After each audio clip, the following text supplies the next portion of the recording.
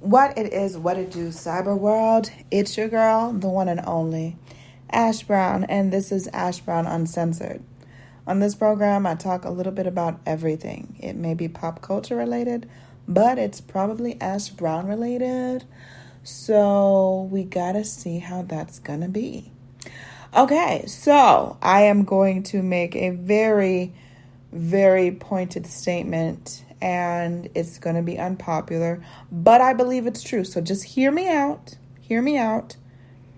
Those people out there that are upset that Lil Wayne is not headlining the Super Bowl for next year, there is one person and one person alone to blame, and that's Drake. All right? So just humor me, will you? Just humor with me. Now, Drake started this whole beef, this back and forth with Kendrick, and I don't know what he thought the outcome was going to be. He thought that he was going to body Kendrick. Him and all of his ghostwriters, they were just going to just swarm in and just knock Kendrick out. And that's not what happened, is it, Drake? No.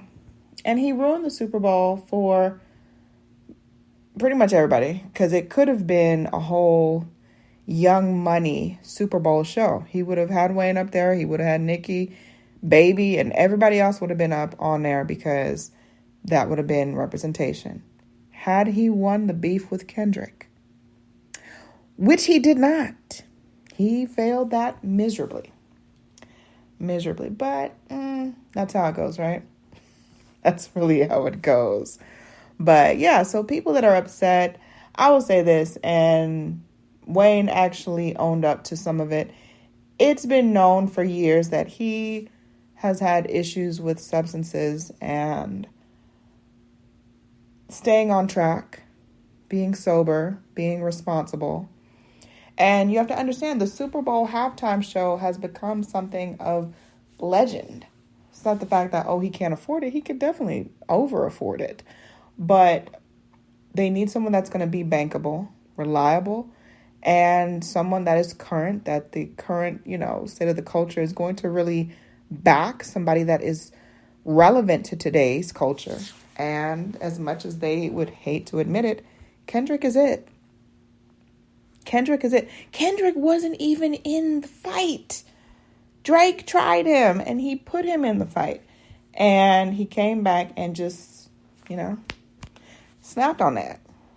And I really feel as though this is Kendrick's big moment.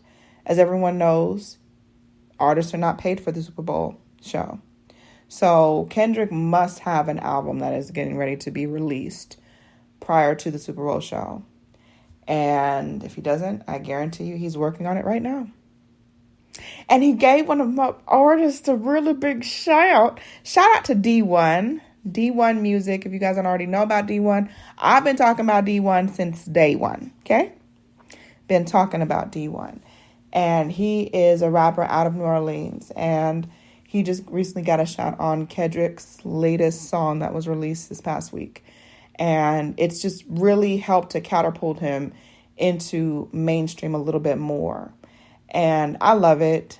D1 is one of those conscious rappers, but he's conscious and he's not cursing and he's not talking down to people, but his flow is amazing. He's got an amazing flow. He's got awesome topics that he talks about. And I've been talking about D1 since the mid 2000s. Okay, I've been talking about D1 all day, every day. So I'm glad that TMZ, Nick Cannon, Entertainment Tonight, and everybody else has been tuned into him this week. I'm glad that they finally woke up and realized that the man is definitely something serious. And it's super exciting to see him grow as an artist. And he was a really good interview. One of my I won't say first, but I would say he was one of my biggest high-profile interview at the time. And at the time, he was still underground, but he was known regionally. So in and throughout New Orleans, and he was always traveling. So if you guys can check out that episode, I just highlighted it on my stories and also in my bio. So if you follow me on Instagram or Facebook and TikTok, that link in my bio, I actually pulled, because I had to actually go through and somebody mentioned it to me. They're like, hey, didn't you interview this guy? I was like, I did.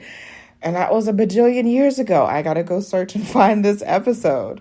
So, yeah, so you guys can check out the episode there. But he's just grown so much, and I'm so glad that he's getting attention that he deserves, he earned, and I can't wait to see what the next chapter looks for him. So that's all I got to say. I'm looking forward to Kendrick's performance, and now New Orleans can feel what Atlanta was feeling when we got Maroon 5 to do our Super Bowl. I am still not okay with that one. I'm not okay with it. I still feel away. I feel away. I'm in my feels. Georgia is one of the most diverse places for music, from country, R&B, rock, pop, rap, soul, bluegrass. The list goes on and on. There were so many artists that could have represented Atlanta better, could have represented Georgia better at Mercedes-Benz Stadium than Maroon 5. And y'all thought that we was gonna let up and forgive because y'all had give Big Boy a little shine, a little shout in there. Big Boy and Sleepy Brown. Nah, I'm still not happy with y'all that y'all did that. I'm not happy about it still. So New Orleans, you feel the pain. So it was y'all's turn. It is what it is. But I will holler at y'all later. Have a great, fantabulous, productive, peaceful, and promising week ahead. Deuces.